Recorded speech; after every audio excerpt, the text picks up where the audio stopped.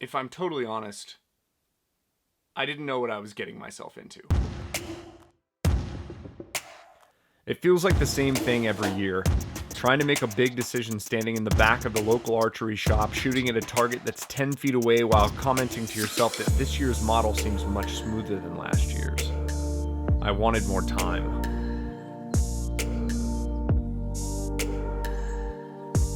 I bought 5 bows from leading manufacturers to put through their paces myself. This is part 1. Wait, I said I was going to eliminate 2 bows in the first minute, and I've just wasted most of that minute. Who's gone? Bowtech? Hoyt. Gone. Hear me out. Hear me out. Maybe you weren't surprised about the Bowtech if you saw my review on the Bowtech Revolt X. I'll link it in the description below if you want to see it. We just never got along. I literally shot the Bowtech more than any of the other bows, and I never got it to sit in my hand the way I wanted it to. Just keep kicking out to the left. I have other complaints, but basically the bottom line is I never got it figured out. I never got it shooting the way I wanted it to shoot the entire time. The Hoyt was probably a little bit more of a surprise right off the bat, but here are the 2 biggest issues that I had with the Hoyt. In order to get the RX4 to sit the way I wanted it to when I was at draw, I had to add a bunch more weight down low, which kind of negated the whole it's a carbon bow so it's lighter aspect of the bow. And then it's heads up with everybody else, and it is significantly more expensive. Like, significantly more so. So when I did the math, I was like, would I go out myself after this experience, buy this bow? No. Like, it's not a better bow than any of the other ones, and yet it is over 50% more expensive. Look, these are the prices. This is the exact dollars that I paid, including taxes, for all the bows. I like buying stuff that's expensive if it's great. To me, in direct competition with the other bows, the Hoyt did not stand head and shoulders above, which it would have had to justify that price. So, Bowtech and Hoyt out right off the bat. I still put them through all the paces, so I've got all the information on all the bows, all 5 the entire way through. But I just knew it was really clear to me right off the bat that those 2 were 2 that I was not interested in shooting this year. So now we're going to go through the actual hardware on the bows. We're going to talk about the cams, the strings, the risers, the grip. We're going to go through the details of each one so that you can understand the journey that I went on to decide the best bow for me for 2020. What makes each of the cams on each of the bows specifically kind of different or interesting, or just little kind of quirks that I noticed about them? Let's start with the Bowtech. The Bowtech has very, very little material on the actual cam. When I used to ride motorcycles, they said if you could get lighter rims that were 1 pound lighter, that was the equivalent of losing 6 pounds of static weight on the motorcycle. So again, 1 pound loss off the wheel, off the rim, off the rolling material is the equivalent of losing 6 pounds of static weight on the bike, like me losing 6 pounds on myself. That's one of the reasons the Bowtech in performance mode is so damn fast, because those cams, there's such little material to them that they can just whip. Man, those suckers can just get around. The accumulation of everything, the 70-pound limbs, and then you take away that weight on the cam. Here's my concern. I have a history of testing out my bows, putting them through their paces, really kind of pushing them, and I've blown up a few bows in the past. There's so little material on the Bowtech cam that it makes me just, I know it's gonna break. Like, I know I would break it. I just don't trust that I'm not going to break it based on the amount of material that's on that cam. The Hoyt cam was kind of interesting. The stopping point of the Hoyt cam actually allows for the string angle to be the least steep string angle of any of the bows, which was interesting. Like, if you're looking for something that is in the 31.5 to 34 inch axle to axle range, but you want that less steep string angle, and we're going to go more into depth in string angle, that Hoyt, it accomplished that. One thing I didn't like about the Hoyt was the modules versus the cam are 2 different sheens. Like, the cam is a matte finish, but then the actual sheen on the module is a shiny finish. Why? Like, just why would you do that? Like, just make them the same so that it looks like the level of detail on there. That's what we're shooting for. I think the thing that makes the Elite Cam the most unique on itself is it's the only one that you've actually still got a limb stop on it if you want that option. You can remove the limb stop and you can actually put in the standard kind of cable stops that the rest of the bows have. But if you want that back wall that just feels like you're just pushing up against concrete, the Elite may be the one that you want to go with because it's the only one this year that's got that limb stop. The Mathews, the cams on it are huge compared to the rest of them. Like, they're just substantially bigger. And this is interesting because it's also the shortest axle to axle this year. But because those cams are so big, when you actually get into the string angle, it's really similar to the rest of the bows because those cams are so much bigger than the rest of them. The Prime. Man, you're going to see me make this face throughout the video talking about the Prime. That thing is such a unique animal compared to the rest of these. The upper and lower cams are different sizes. And not like barely a little bit, like there's a huge difference. Like one is significantly bigger than the other one, and it's because your knock point is not in the center of the string. So when you draw back, they wanted those cams to rotate at different speeds in order to keep the arrow in the center. I don't even know. The engineering behind that thing is just ridiculous. And then obviously, instead of it being a single track cam, it's a dual track cam, which it basically is designed to create significantly more stability as you're shooting. And when we get into the shooting aspect of it, we'll talk about if I feel like that made a difference for me. We're going to take a little bit more time to talk about the strings than maybe some of you would like me to. Like, yeah, you can just change the strings or whatever. But there's some interesting subtleties between the different bows that I want to point out. Let's start with the Bowtech. The Bowtech has 2 cables and 1 string. So as far as like there being this huge variation in the number of actual cables, strings, yoke attachments, all this kind of stuff, Bowtech is on the low end with just 3. One of the weird things about the Bowtech is how they actually wrap the cables around one of the cams. You see how it's actually peeling the serving off because of that kind of counter movement, that kind of zigzag movement that's going back and forth. This is the only bow out of the entire group that does this, like that makes that string make such a really tight little loop on there. I don't know what the long-term effects of that are going to be, but I don't like to see the serving split up that way. And I get why it would do that, because you're creating so much tension with that serving, wanting it to be that close together, and then you're expecting that string to make that kind of bend over and over and over every single time you shoot it. Kind of weird, not a huge fan. The Hoyt has 3 as well, but Hoyt's still kind of traditional with the old school where the cable splits off and then actually attaches on the outside of the axles. This is one of the reasons that I didn't buy a Hoyt before. If you're going through brush, I've seen too many hunting videos where guys are breaking cables or breaking strings while they're out in the field. I don't know, it just weirds me out. Like, it just freaks me out, that thing being on the outside of the bow. It's kind of been my excuse for not using a limb-driven rest until maybe this year. We'll see. I think I may have seen a solution that would kind of quell my fears. Quell my fears?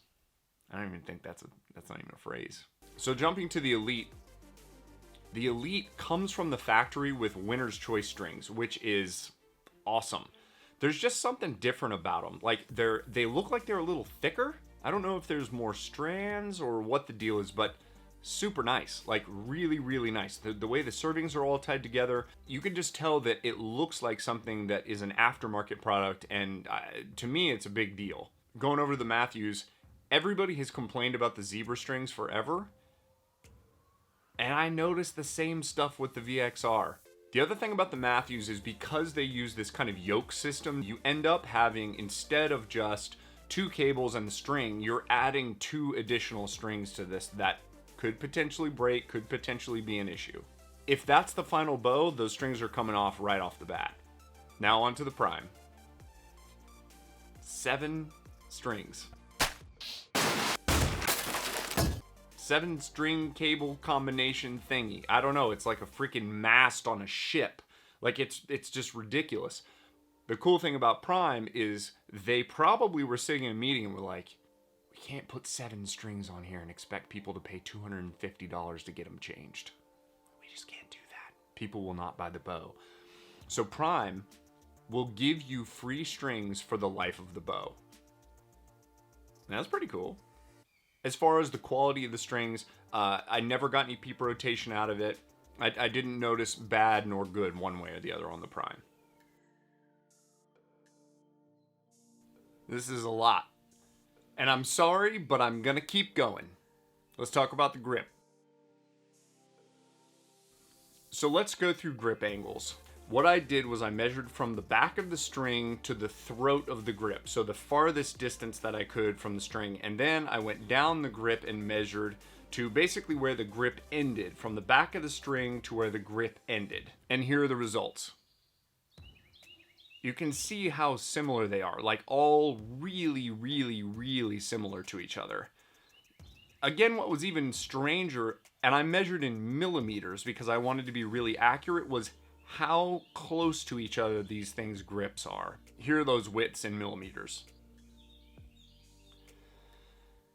So this is where it comes down to feel. What does it feel like? Because this is totally just preference. Here's the order that I picked for my favorite grip down to my least favorite grip. This one was a little surprising to me. Man, the Prime, there was just something about it. Like the finish on the bow, the way my hand slid up right underneath the shelf, it just, the angle of where I like to shoot just felt perfect. It was exactly what I wanted the grip to feel like. The Bowtech, I actually really like the way the grip feels. I like a narrower grip. I don't know why, and then again, going up into the smoothness of the shelf, it felt good.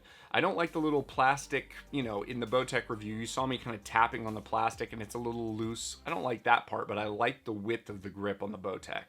Next was the Elite. That was another one that had just a little bit of interest with that 17 millimeters at the throat and then widening out to 19 millimeters. The only thing I didn't like about the Elite was the side plates that are on there. They stick out a little bit and you can feel them. You probably can adjust them. I'm sure that you can take them off. I haven't messed with it or not. It wasn't something that bothered me so badly that I wanted to change it. Fourth is actually the Mathews.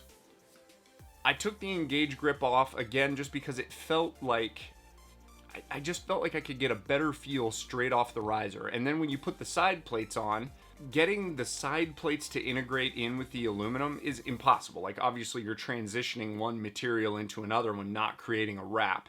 And if I had my preference, I would probably say, can you guys create a full wrap so that it's smooth and flush, and then coming into the actual shelf is a little bit tight, so it doesn't fit quite as well with my hand on the Mathews. And then the last place was the RX4.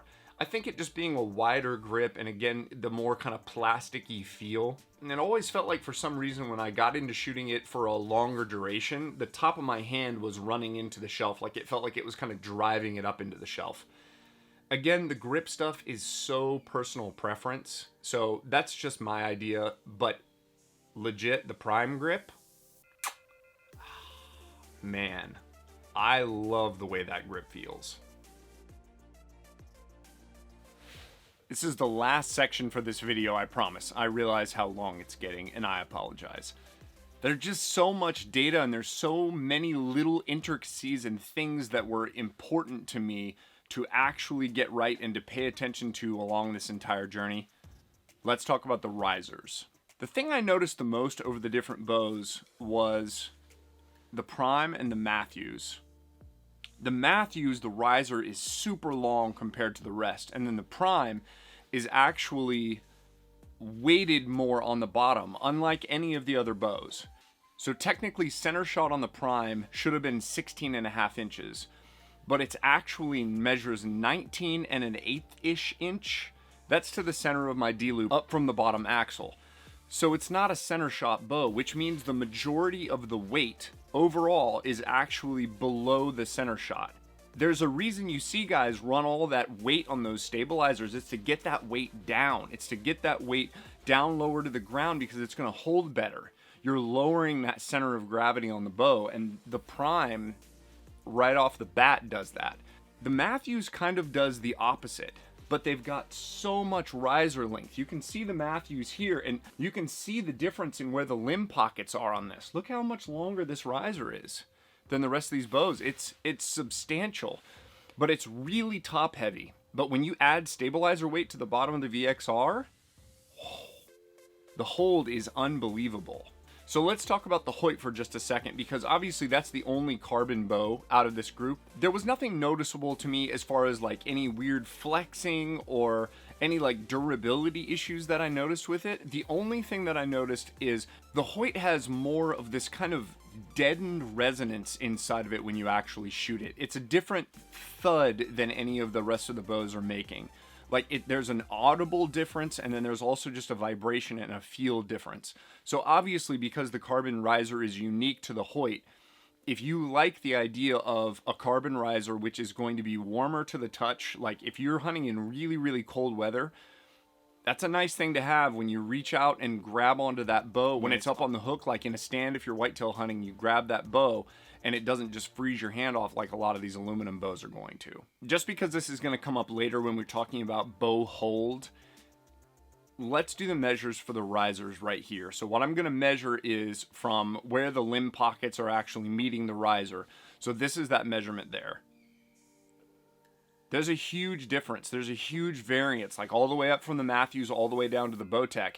And I think we may be on to something as far as the future of these hunting bows and what feels really, really good and what holds really, really well for people. All right, that was the end of part 1, and I apologize. I know that it was a long video compared to some of them. In part 2, which is coming in a couple of weeks, I'm going to get into the actual shooting. I tested each one of the bows, 50 yards, 60, 70, 80, and then 100 for the 2 that I just had a hard time figuring out between the 2 which ones that I wanted to go with. So we did kind of a shootout. You're going to see me shoot through all the bows, and I'm going to talk to you while I'm shooting. We're going to talk about draws and the way they feel. We're going to talk about the tunability. So if you haven't subscribed yet, go ahead and subscribe. Hit the notification bell so that it alerts you guys when I post a video. Thank you guys for watching. I'm Brandon McDonald.